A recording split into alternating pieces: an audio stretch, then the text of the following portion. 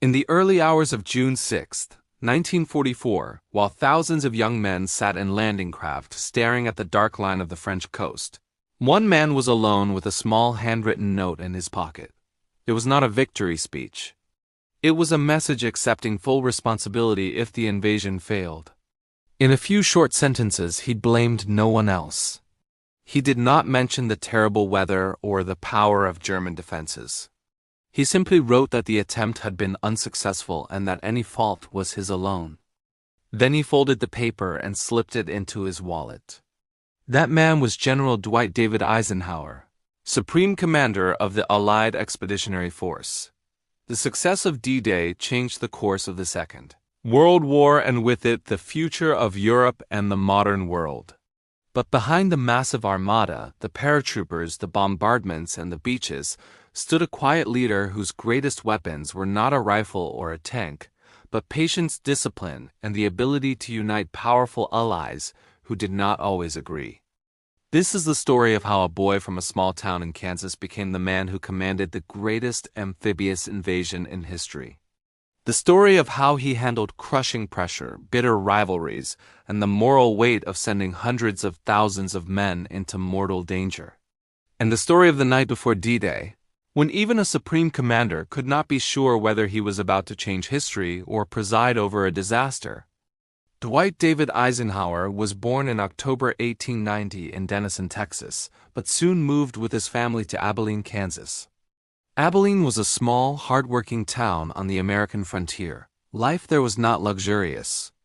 The Eisenhower family was large and money was tight, but the house was filled with discipline, religion, and a strong sense of duty. As a boy, Dwight, called Ike by his family and friends, was not a prodigy in the classroom. He liked sports more than books. He played baseball and football, and he loved outdoor life. Yet even in these early years, several traits appeared that would later define his command in war. He was competitive but rarely lost his temper. He built strong friendships. And when conflicts arose, he often stepped in as a peacemaker rather than an aggressor. At home, his parents demanded responsibility. Chores were a daily routine. The boys learned to work hard, to share burdens, and to accept consequences.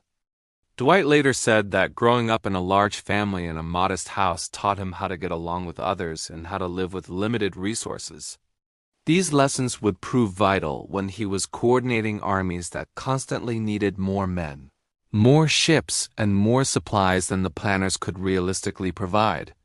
In high school, a serious knee injury ended his dreams of a career in sports.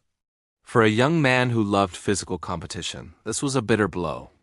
But it also forced him to redirect his energy into other ambitions. Even before the injury, he had been attracted to the military, partly because it offered education and career opportunities that his family could not afford, and partly because it promised adventure beyond the fields and streets of Abilene. With the help of local supporters and his own determination, Dwight secured an appointment to the United States Military Academy at West Point. Here, the second great school of his life began. West Point at the turn of the 20th century was a place of rigid discipline, harsh rules, and intense academic and military training. Eisenhower was not a top student, but he was far from mediocre. He showed a talent for mathematics and engineering, and he developed a growing interest in military history and strategy. More important than grades, however, were the personal skills he was quietly sharpening. He learned how to live and work in a tightly organized institution. He learned to respect the chain of command. But he also learned when to bend rules just enough to get things done without causing unnecessary conflict. Classmates remembered him as friendly and even humorous, with a smile that disarmed tension. He could be firm but rarely harsh. It was at West Point that Dwight Eisenhower began to understand that an officer was more than a technician of war. An officer was a leader of people. The lessons of teamwork, loyalty, and calm under pressure that he absorbed there would lay the foundation for his future role. When the First World War erupted in Europe, Eisenhower, now a young officer, hoped for combat duty overseas. Like many ambitious soldiers of his generation, he believed that service at the front would prove his worth and accelerate his career. Instead, he was assigned to training camps in the United States. While other officers went to France, he found himself in Pennsylvania, organizing and commanding tank training schools. It was a frustrating fate for a man eager for glory. For a time, he felt he had missed his moment. But in those camps, he gained something different and perhaps more valuable than personal decorations. He learned how to organize complex training programs from scratch.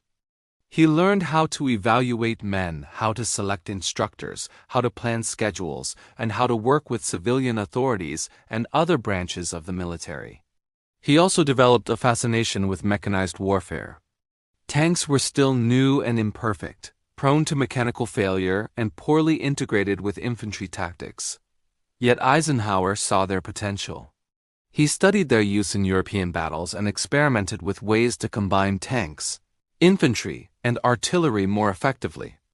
Even though he never fired a shot in anger during the First World War, the experience transformed him into a staff officer with deep practical knowledge of logistics, planning, and mechanized tactics.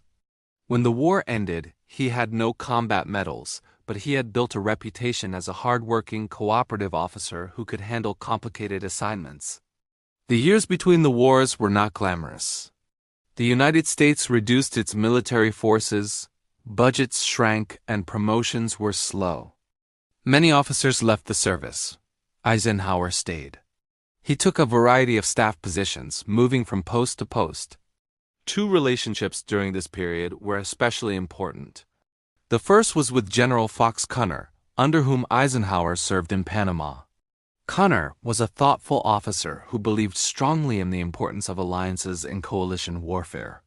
He encouraged Eisenhower to study the First World War in depth, not just as a series of battles, but as a complex political and strategic drama. Together they discussed how future wars might be fought and how the United States should cooperate with other nations.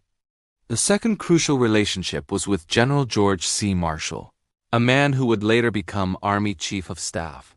Marshall noticed Eisenhower during exercises and maneuvers and was impressed by his clear thinking, his ability to write concise reports, and his talent for solving problems without stirring up personal controversies. Marshall quietly filed away the name Eisenhower for future use. In these quiet years, Eisenhower also served under General Douglas MacArthur, both in Washington and in the Philippines. Working with MacArthur was not always easy. The older general was brilliant, but also dramatic and sometimes demanding.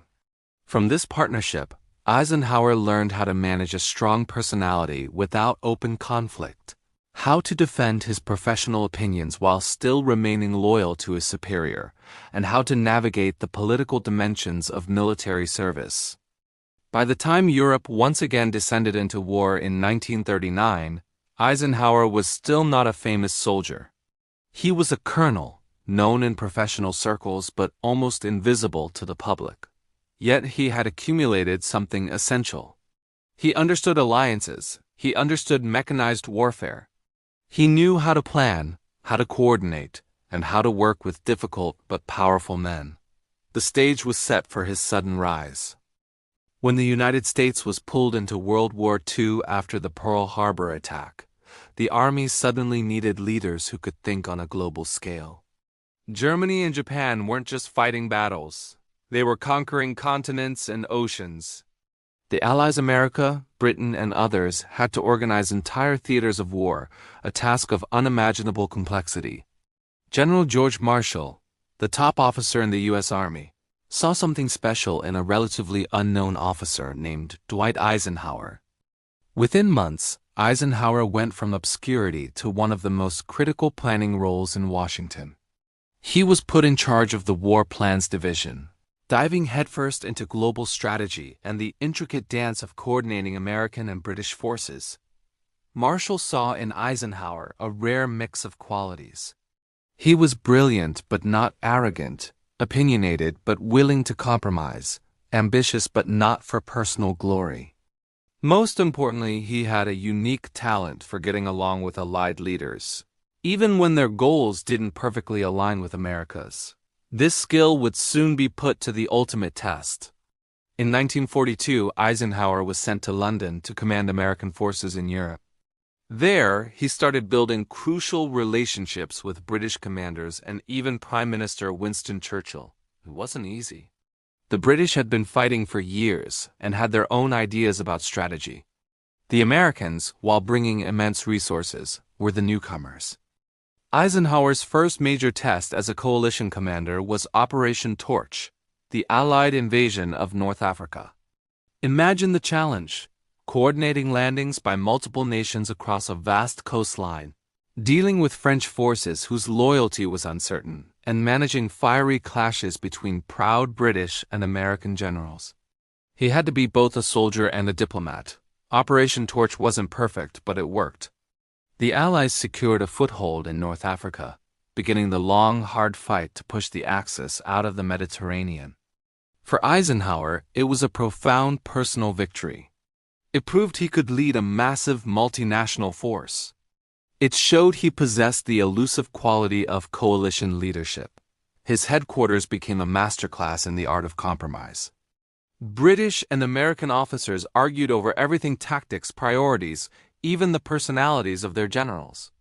Eisenhower listened to everyone, weighed the competing arguments, and made decisions that kept the fragile alliance together and moving forward. From North Africa, the Allied war machine rolled into Sicily and then onto the Italian mainland. Each new campaign was another massive puzzle for Eisenhower to solve, coordinating armies, navies, and air forces from different countries. He also had to manage negotiations with civilian governments and handle the pressure of public expectations back home. By late 1943, with the war grinding on, one enormous question loomed over all others: when and where would the Allies launch the final direct invasion of Nazi-occupied France?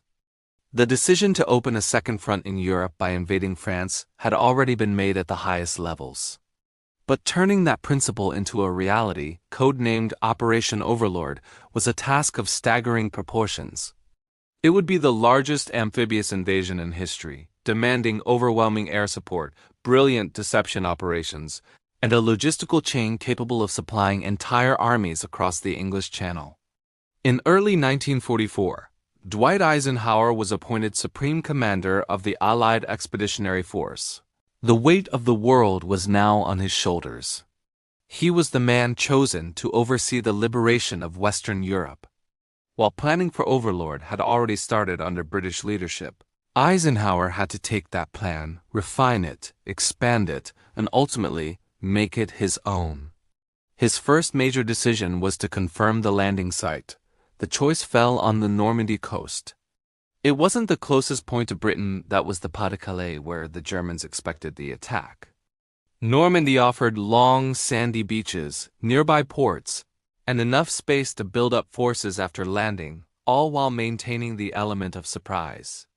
Eisenhower assembled his team of commanders. The legendary British general Bernard Montgomery would lead the ground forces. Under him, British, Canadian, and American armies would assault 5 designated beaches. Air Chief Marshal Trafford Leigh-Mallory commanded the skies, and Admiral Bertram Ramsay led the naval armada. Eisenhower's genius wasn't in micromanaging every detail. That would have been impossible. His job was to set the overall vision, approve the big decisions, and, crucially, resolve the disputes that constantly threatened to tear the alliance apart. And there were many disputes. British leaders often favored a strategy of deception and heavy bombing to weaken the Germans before the landings. American generals like Omar Bradley and the fiery George Patton were eager for rapid, aggressive attacks once they were ashore. Air and naval commanders had their own priorities. Eisenhower listened to them all. He approved Montgomery's request to widen the landing front, adding more beaches to reduce the risk of a single failure derailing the entire operation. He backed the massive bombing campaign against German rail lines in France, despite the difficult questions it raised about civilian casualties. But he was also a realist. He constantly challenged his planners, asking if their complex diagrams could survive contact with the real world of tides, weather, and the raw fear of soldiers. He insisted on rehearsals, on clear communication, and on building a plan that was as robust and surprise-proof as humanly possible. But no amount of planning could control the one enemy that answered to no general: the notoriously unpredictable English Channel. As the target date for D-Day approached, the weather became the single greatest source of anxiety. The invasion's success depended on a precise, fragile alignment of natural forces. The tides had to be just right for the landing craft. The moon and the dawn light needed to help the paratroopers and pilots navigate. Most critically, the sea had to be calm enough for thousands of ships to cross and for men to get ashore without being swamped by waves. Early June 1944 had looked promising, but as the planned date got closer, a powerful storm system rolled in from the Atlantic. The winds howled, the clouds thickened, and the sea grew violent. In a small, smoke-filled room in southern England, Eisenhower and his top commanders gathered for the most important weather briefings of their lives. The meteorologists, with tools far cruder than today's, had to predict the storm's path.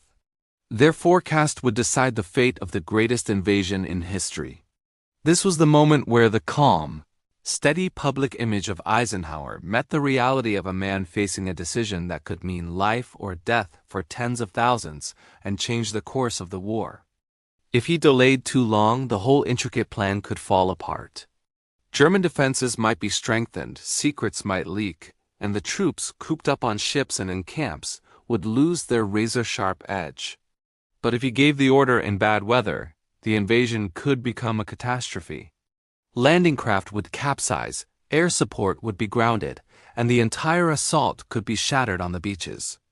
On the night of June 4th, with the invasion fleet already at sea and then recalled, the tension was unbearable. But then, on June 5th, the meteorologists offered a sliver of hope. A narrow window of improving weather was predicted for the following day, June 6th.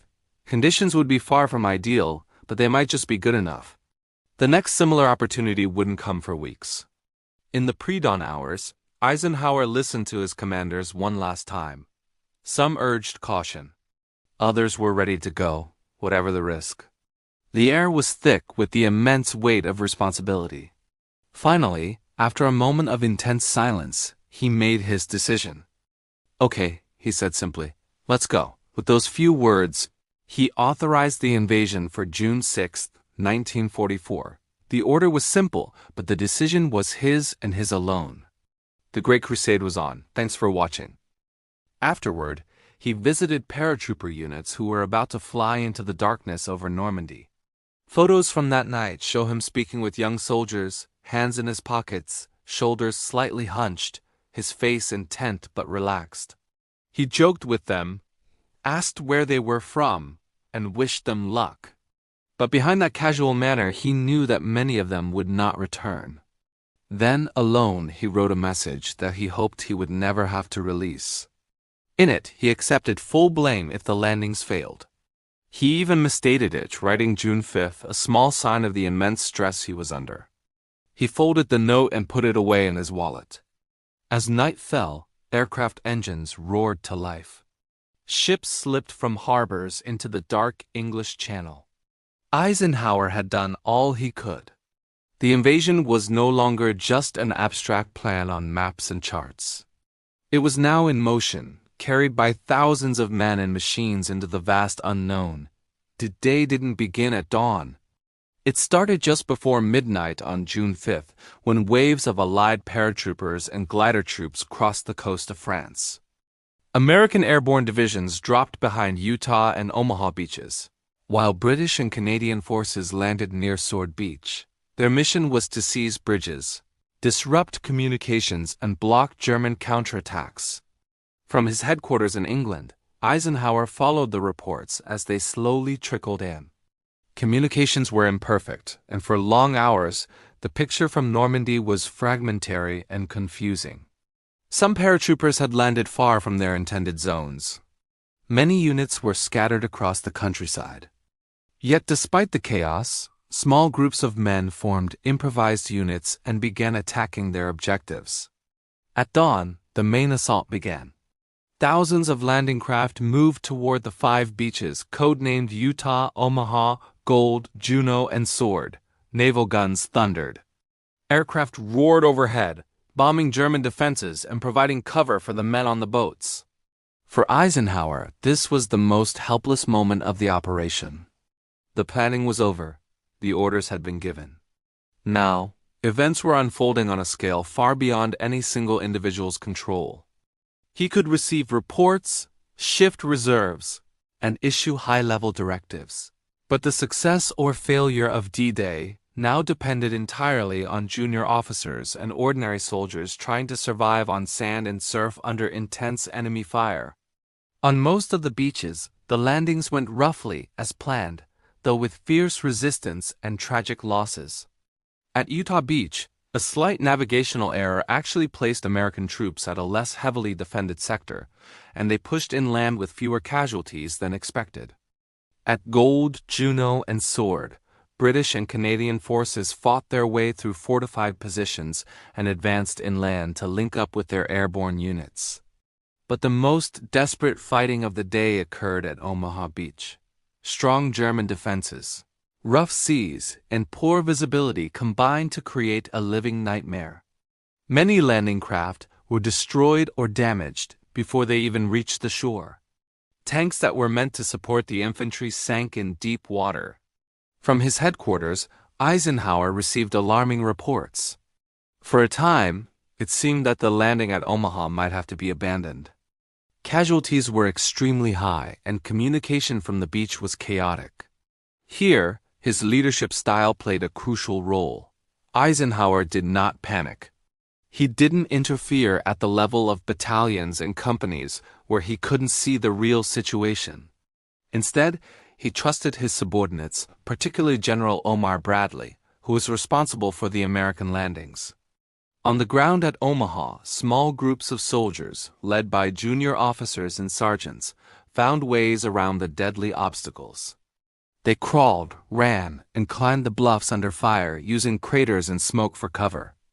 Bit by bit, inch by inch, they broke through the German defenses. By the end of the day, all 5 beaches had established footholds. Casualties were heavy, but the invasion had not been thrown back into the sea, as German propaganda had predicted. The Allies now had a physical presence in Normandy. From that moment, the war in Western Europe had changed forever. The Germans could no longer prevent the buildup of massive Allied forces on the continent. For Eisenhower, D-Day was a monumental triumph, but he never described it that way in personal terms. He spoke instead of the incredible courage of the soldiers and the tireless work of his staff. He knew that his own decisions, while important, were only one part of a vast collective human effort. The success of the landings, however, did not mean an easy advance. The Normandy countryside, with its dense hedgerows and narrow lanes, was perfect terrain for the defenders. German forces, including elite armored divisions, counterattacked fiercely. Eisenhower now had to guide not just a single dramatic operation, but a long, grinding campaign across Normandy and beyond. His responsibilities included allocating resources between different army groups, balancing the demands of various commanders, and maintaining unity among the Allies. British commanders wanted to push toward the city of Cannes and draw German armor into battles there. American commanders sought to break out into open country where their mobility could be fully used. Meanwhile, political leaders in London and Washington watched closely, each with their own pressures and expectations. Disagreements inevitably emerged. Some officers criticized the rate of British progress. Others worried that American leaders were too willing to take risks. Logistics officers warned of critical shortages in fuel and ammunition if the armies advanced too quickly. Once again, Eisenhower's gift for coalition management was tested. He listened to all the arguments, allowed vigorous debate, and then made decisions that tried to balance boldness with caution. He supported operations aimed at breaking out of the hedgerow country, like the American offensive near Saint-Lay and the subsequent dash across France. When disputes between commanders threatened to harm the alliance, he intervened personally. He was prepared to remove officers who couldn't cooperate with their colleagues, regardless of their nationality or personal fame. In private, he could be firm and even blunt, though in public he almost always maintained a calm, modest image. As Allied forces liberated Paris and pushed toward the German border, Eisenhower shifted his headquarters to the continent. He now commanded a vast front stretching from the North Sea to the Swiss border, with millions of soldiers, countless vehicles, and a supply chain that stretched all the way across the Atlantic Ocean. Every day he received reports of casualties, logistical problems, and battlefield developments. Every day he had to allocate scarce resources and decide where to concentrate pressure on a still dangerous enemy. The outcome of the war was no longer in doubt, but victory was proving to be neither easy nor cheap. To understand why Eisenhower was chosen as Supreme Commander and why he succeeded, it's essential to examine his unique leadership style. He wasn't the most flamboyant general of the war. He didn't lead charges in person or cultivate a public image of dramatic heroism. Yet his strengths were exactly what was needed in a war that depended on cooperation and coordination more than individual battlefield brilliance. First, he had remarkable emotional control. Those who worked closely with him recalled that he sometimes exploded in private when mistakes were made or when politics interfered with military needs. But in front of his staff and Allied leaders, he maintained a calm, reassuring presence. He knew that panic at the top would spread downward. Second, he was a master of communication. Eisenhower wrote clear, direct orders. He avoided vague language and flowery speeches. When he spoke with soldiers, he used simple, honest phrases. When he dealt with politicians, he was respectful but firm about military realities. He understood that a simple misunderstanding in language could lead to disaster on the battlefield. Third, he placed loyalty to the mission above his personal pride. He was willing to accept criticism from the press and from other officers. He was prepared to bear full responsibility when things went wrong, as that unused failure message for D-Day so powerfully shows. But he was also quick to give credit to others when they succeeded. Fourth, he genuinely believed in the alliance. He didn't see the British, Canadians, Free French, and other forces as mere tools of American strategy. He saw them as true partners, bound by a common cause. This fundamental attitude helped him win trust and hold the coalition together, even when disagreements were sharp.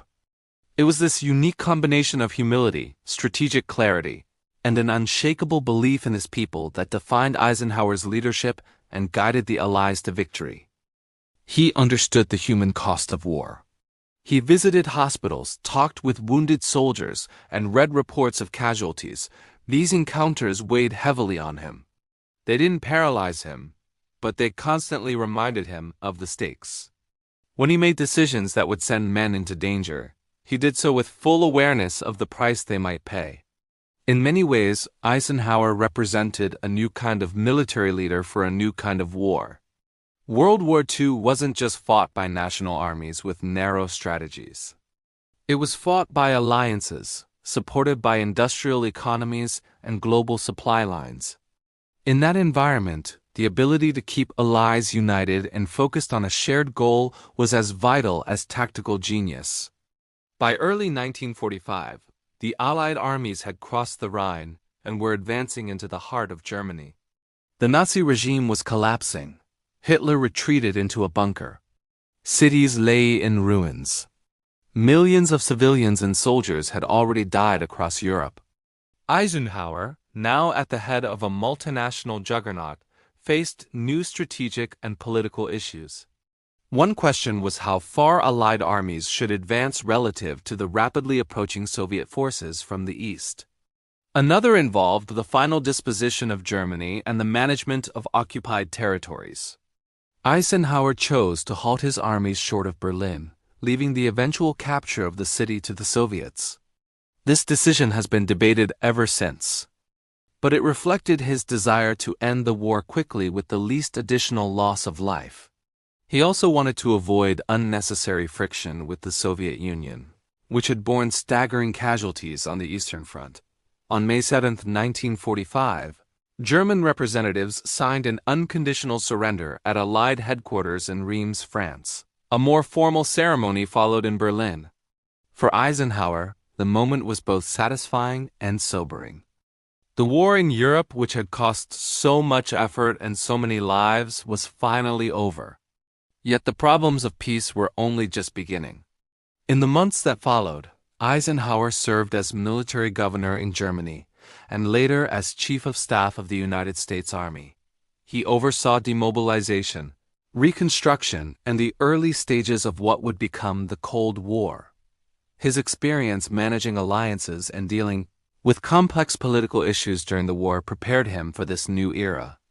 Eventually, he became president of Columbia University, then the first Supreme Commander of the North Atlantic Treaty Organization, and finally President of the United States. In each of these roles, the lessons of D-Day and Coalition Command remained with him. Dwight D Eisenhower is often remembered as a kindly grandfather figure, the smiling president of the 1950s. But to truly understand his place in history, we have to go back. We must return to the young officer from Kansas who slowly built his skills in training camps and staff positions. We need to remember the middle-aged general who learned the art of alliance management in North Africa and Italy, and the Supreme Commander who carried the immense burden of D-Day on his shoulders. His legacy as the commander of the Allied forces in the Normandy invasion rests on several key pillars. First, he proved that calm, cooperative leadership could succeed in a war dominated by strong personalities.